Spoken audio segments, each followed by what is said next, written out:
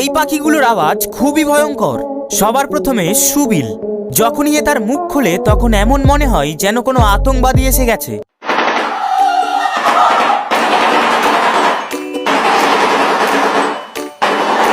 এরপরে হলো লাফিং কুকাবুররা। এর আওয়াজ তো এমনই যেন কোনো ডাইনি হাসছে।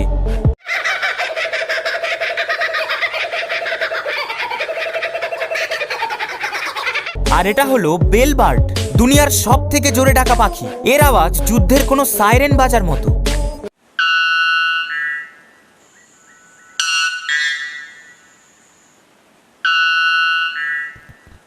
আর সবার শেষে লুন।